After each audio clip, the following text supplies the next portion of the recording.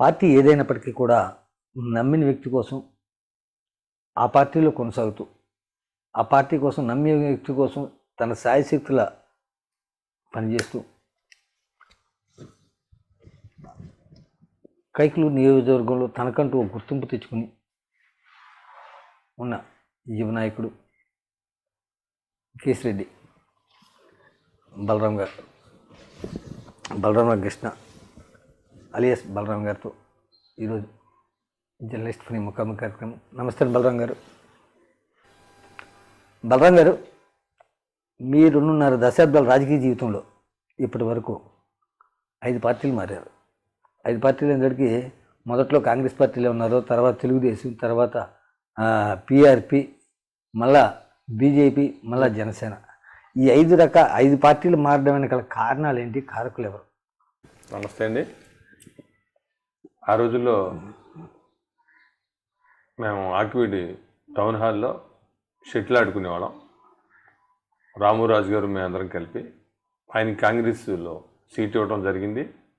ఆయన సీటు ఇవ్వటం మాకు ఫస్ట్ నుంచి ఆయనతో పరిచయం ఉండటం, అలా అప్పటి వరకు మాకు రాజకీయాలంటే ఆసక్తి లేదు, వ్యవహారం లేదు.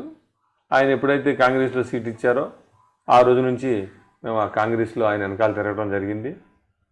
ఆ కాలానుగుణంగా తర్వాత ఆయన వెళ్ళిపోవడం జరిగింది. తర్వాత కామినేని శ్రీనివాస్ గారు అనే వ్యక్తి తెలుగుదేశం పార్టీలో కొద్దిగా మంచి లీడర్గా, పేదల పాలిటి పెన్నిదిగా, నాలాంటి యువతకు చేయూతగా ఆయన రావటం, ఆయన ద్వారా నేను తెలుగుదేశం పార్టీలో చేరటం, అదేవిధంగా కమ్మిల విఠలరావు గారికి 2004లో సీట్ ఇవ్వటం, ఆయన కోసం హోరాహోరీగా మేమంతా కూడా చాలా బాగా కష్టపడి ఆయన గెలిపించడానికి ఎంతో శాయశక్తులా ట్రై చేసాం. అప్పుడు ఏ పార్టీ అండి? అప్పుడు తెలుగుదేశం పార్టీ. ఓకే. తర్వాత 2009లో పొడుగు బలహీన వర్గాలకు ఆశాజ్యోతి కింద ఇప్పుడు వరకు ఎవరు కూడా ఒక ఉన్నత స్థాయి, ఒక ఓసీలకి సంబంధించి రాజకీయం అన్న విధంగా ఉన్న రోజుల్లో అణగారిన వర్గాలను పైకి తీసుకురావాలనే ఉద్దేశంతో, సద్భావంతో మెగాస్టార్ ఆ రోజుల్లో ఒక ఫిలిం ఇండస్ట్రీలోనే ఒక అగ్రరాజు కింద, అటు ఎన్టీ రామారావు ఏమన్నారు, వాళ్ళ తర్వాత అగ్రరాజు కింద ఎలుగుతున్న మెగాస్టార్ చిరంజీవి గారి పిలుపు మేరకు మేము మా యువత అందరం కూడా ప్రజారాజ్యం పార్టీలో భారీగా చేరి, అప్పటి మా పాత గురువు గారు, తెలుగుదేశం నుంచి వస్తున్న మా పాత గురువు గారు కామినేని శ్రీనివాస్ గారితో పాటు ప్రజారాజ్యం కోసం అహర్నిశలు కష్టపడి పనిచేశాం. దురదృష్టవశాత్తు ఆ ఎన్నికల్లో ప్రజారాజ్యం అంతగా అనుకున్నంతగా రాణించలేదు. అది కాంగ్రెస్లో విలీనం అవడంతో మళ్ళీ మేమందరం కూడా కాంగ్రెస్లో ఆటోమేటిక్గా మేము భాగస్వామ్యం అయ్యాం. తర్వాత వచ్చేటప్పటికి 2014కి వచ్చేటప్పటికి ఒక కులాలకి మతాలకి అతీతంగా, ఇప్పుడు ఎట్లా ఉన్నాయంటే ఈ రోజుల్లో ఎవరన్నా ఏ పార్టీలో ఉంటున్నావు లేదంటే ఏంటి అంటే ఒక కమ్యూనిటీ అయితే ఒక పార్టీ, ఒక కమ్యూనిటీ అయితే ఒక పార్టీ అనే క్రమంలో ఉన్నప్పుడు కులాలకి మతాలకి అతీతంగా ఈ రాష్ట్రం బాగోగుల దృష్ట్యా ఆ రోజున సోనియా గాంధీ కాంగ్రెస్ గవర్నమెంట్ చాలా కిరాతంగా, దారుణంగా తెలంగాణ, ఆంధ్ర రాష్ట్రాన్ని విభజించినప్పుడు ఈ మన ఆంధ్ర రాష్ట్రం కొంచెం ఇబ్బందుల్లో ఉంది, దీన్ని మన ఈ రాష్ట్రాన్ని మనం ఏదో రకంగా కాపాడాలనే ఉద్దేశంతో పవర్ స్టార్ పవన్ కళ్యాణ్ ఆయన ప్రజారాజ్యం పార్టీ విలీనం అయిన తర్వాత కొంతకాలం స్తబ్దతగా ఉండి 2014కి ముందు ఆయన జనసేన అనే పార్టీ పెట్టడం జరిగింది. ఆయన పిలుపు మేరకు అటు నోవాటెల్ మీటింగ్ కాడి నుంచి మేమందరం కూడా ఆయనతో ఫాలో అయ్యి అటు వైజాగ్ మీటింగ్ వరకు మేము వెళ్తూ ఆ జనసేన పార్టీలో కీలక భూమిక పోషించాం. ఆ రోజున మాకున్న ఈ 10-15 సంవత్సరాల రాజకీయ అనుభవంతో మేమందరం కూడా జనసేన పార్టీలో జాయిన్ అయ్యాం. మేము కానీ, మా తరపు బంధువులు కానీ, ఫ్రెండ్స్ కానీ, మా శ్రేయోభిలాషులు కానీ అందరూ కూడా కులాలకి మతాలకి అతీతంగా మేము ఆ రోజున జనసేన పార్టీలో చేరడం జరిగింది. జనసేన పార్టీలో చేరిన తర్వాత జనసేన పార్టీ క్రియాశీలకంగా ఇటు గ్రామాల్లో కానీ మండల స్థాయిలో కానీ నియోజకవర్గాల్లో కానీ ఎక్కడా కూడా ఒక కార్యవర్గం అనేది లేదు. కానీ నేను ఎస్పెషల్లీ నేను చిన్న చిన్న పిల్లలందరినీ అంటే నేను ఉన్నవాళ్ళలో నేను కొంచెం పెద్దవాడిని. ఆ రోజుల్లో నాకు ఇప్పుడు 50 సంవత్సరాలు వచ్చినాయి. వాళ్ళందరిలో కల్లా ఉన్న వాళ్ళందరినీ పోగేసుకుని నాకు నేనుగానే ఈ నియోజకవర్గానికి అనామతిగా నియోజకవర్గ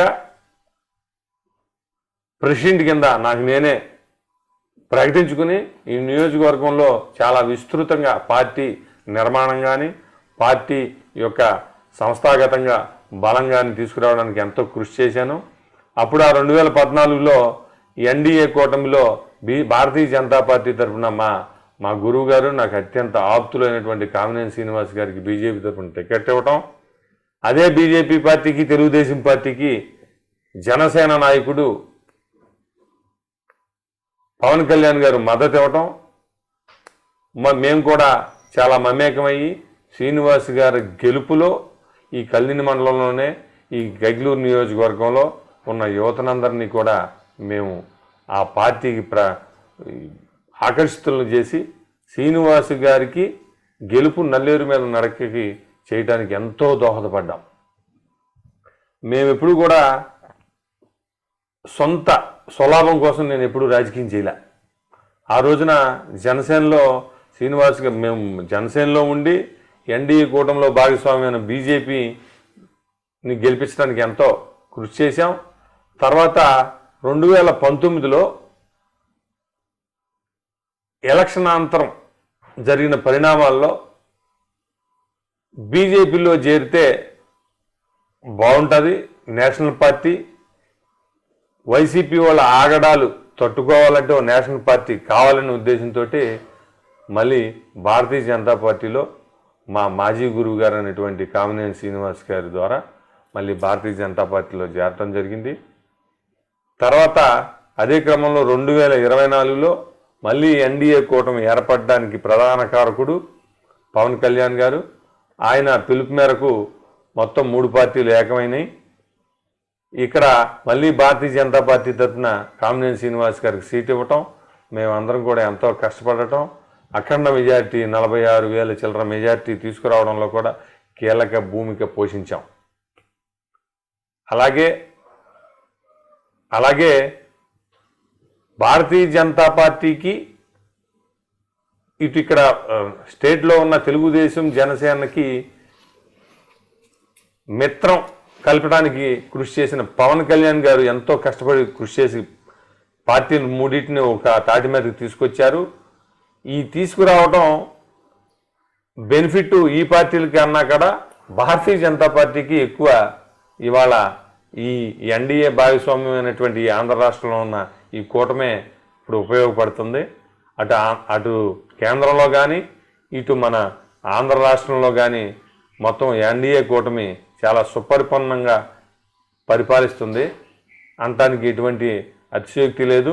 నేనెప్పుడు నా పర్సనల్ రాజకీయాలు నేను ఎప్పుడూ చేయలే. నేను ఏ పార్టీ మారినా ఇక్కడ లోకల్గా ఉన్న నాయకుల కోసం మా డాక్టర్ కామినేని శ్రీనివాస్ గారి కోసం మేము ఎప్పుడు అనుక్షణం ఆయన కోసం కృషి చేశాం. ఆయన చాలా మంచి వ్యక్తి, కులాలకు మతాలకు అతీతుడైన వ్యక్తి. అతన్ని చాలామంది దూరంగా చూసి ఆయన ఏదో వైట్ కాలర్ మనిషి అది ఇది అనుకుంటారు, కానీ ఆయన అటువంటి వ్యక్తి కాదు. ఆయన నమ్మిన వాళ్ళకి అండగా నిలిచే ఓ మహాశక్తి. ఆయన గురించి మనం ఎంత చెప్పుకున్నా తక్కువే.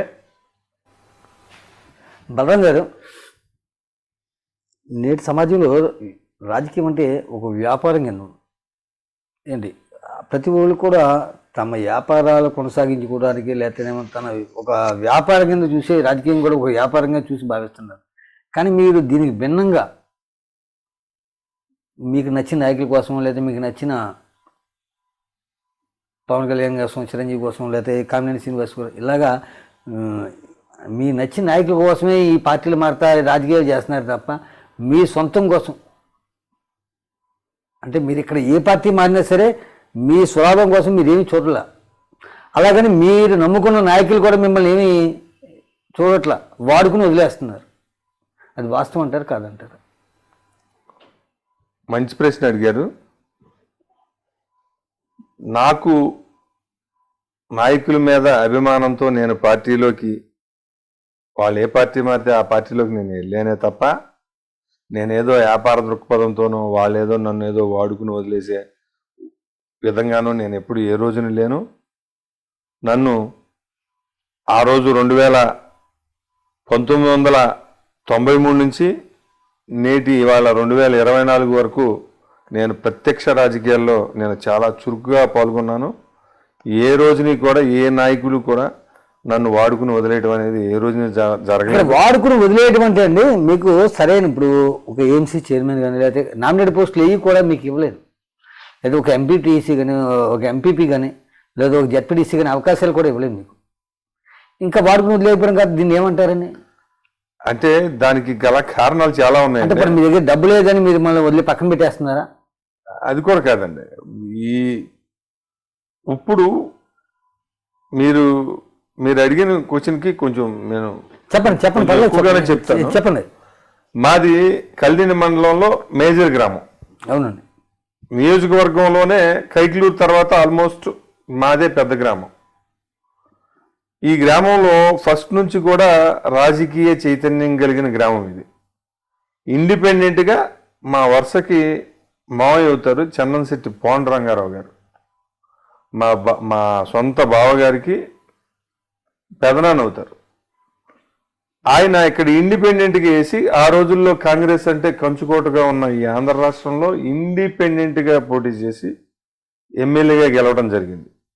ఆ రోజు నుంచి ఈ రోజు వరకు కూడా చాలా రాజకీయ చైతన్యమైన గ్రామం మాది. ఇక్కడ నాయకులు చాలామంది ఎక్కువ, పైగా అందరూ కూడా మాకు బీరకాయ పీసు రిలేషన్. బావనో పెదనాన్ననో బాబాయ్యనో మావయ్యనో మనం ఓవర్టేక్ చేసి వెళ్ళే స్వభావం మనది కాదు. మనోళ్ళు మన ముందున్న వాళ్ళు ప్రయారిటీ ప్రకారం బాబాయిలు బావలు మావయ్యలు వాళ్ళకు ఒక్కో. ఇక్కడ మా కజిన్ ఒక ఆయన మా సొంత బావగారికి బ్రదర్ ఇక్కడ ఎంపీపీ చేశారు, ఫస్ట్ మండల ప్రెసిడెంట్. ఈ ఆంధ్ర రాష్ట్రంలో మండలాలు ఏర్పడిన తర్వాత ఫస్ట్ మండల ప్రెసిడెంట్ కింద చందనశెట్టి మురళీకృష్ణ గారు ఈ కోరుకోలు నుంచి మండలానికి ఎన్నికయ్యారు. అలాగే మా కజిన్ వలవల రామారావు గారు. ఏమంటే బలరాం గారు మీ బావగారు ఎన్నికయ్యారా లేకపోతే మీ కజిన్ ఎన్నికయ్యారని కాదండి, బలరాం గారికి ఇప్పుడు బలరాం గారు నమ్ముకున్న వాళ్ళు కొంతమంది ఉన్నారు. వాళ్ళు అనుకుంటున్నారు, ఇప్పుడు మీరు వాళ్ళు అనుకోకపోయినా సరే నాలుగు రోజులు అయినా సరే మీ వాడికి ఏమీ రాలేదండి, ఏ పదవి లేదు, మా వాళ్ళకే వస్తున్నాయి. ఇప్పుడు వలవల రాము గారి మనుషులు వలవల రామారావు గారి మనుషులు బలరాం గారి మనుషులు కాదు. ఆయన సపరేట్ వర్క్ ఉందండి, మీకు సపరేట్ వర్క్ ఉంది.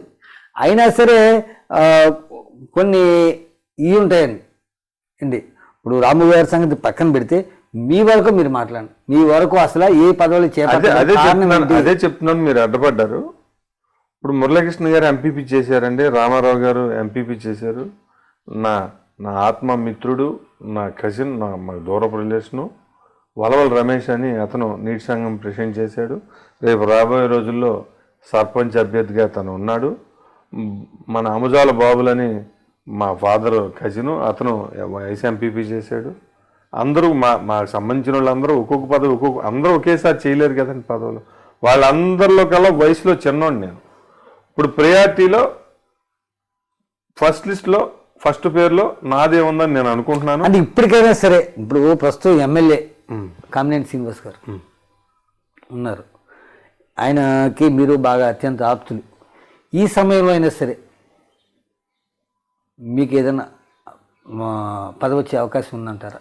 ఉంది, డెఫినెట్గా ఉంది. నేను ఆయనకి నా మనసులో ఉన్నది ఆయనకి చెప్పడం జరిగింది. నేను ఎప్పుడు కూడా స్థాయిని మించి నేను అడగను. మీకు ఉదాహరణకు చెప్పాలంటే 2014 నుంచి 19 వరకు జనసేనలో చాలా యాక్టివ్గా ఉండి యువకులందరినీ ఉత్తేజపరిచి ఈ నియోజకవర్గంలో జనసేనకు ఒక రూపురేఖ తీసుకొచ్చిన వ్యక్తిని నేను. ఇప్పుడు ఇంతకీ మీరు బీజేపీ ఒక్క నిమిషం, మీరు 5 పార్టీలు మారని మీరు అన్నారు. 5 పార్టీల్లో ప్రతి పార్టీ గురించి ఒక చరిత్ర ఉంది నాకు. ఈ 14 నుంచి 19 వరకు గల ఈ కాలంలో నేను చాలా ఈ నియోజకవర్గంలో బలరాం అంటే సుపరిచితం. దానికి కారణం జనసేన పార్టీనే. అటువంటి పార్టీకి నేను ఎప్పుడు కూడా కొంతమందిని పోగేసి పెద్ద వాళ్ళని తీసుకొచ్చి ఈ పార్టీని బలోపేతం చేయాలని అనుకున్నాను తప్ప, నేను ఎప్పటి నుంచో ఉన్నాను, నేనే సీనియర్ని కదా అని నా స్థాయికి మించి నేను ఎప్పుడు ఎమ్మెల్యే పదవి నేను అసలు అప్లికేషన్ కూడా పెట్టలే. నాకన్నా వయసులో చిన్నోళ్ళు, నాకన్నా స్థాయిలో చిన్నోళ్ళు, నాకన్నా అన్ని రంగాల్లో చిన్నోళ్ళు కూడా ఎమ్మెల్యే కావాలని చెప్పి అప్లికేషన్ పెట్టిన వాళ్ళు ఉన్నారు. కానీ నేను పెట్టలే. కారణం ఏంటంటే నేను ఎమ్మెల్యే స్థాయి కాదు నాదేంటంటే ఒక గ్రామం, ఒక మండలం స్థాయి అని నేను అనుకుంటా. అదేవిధంగా ఇప్పుడు కూడా ఇవాళ 3 పార్టీలు ఉన్నాయి.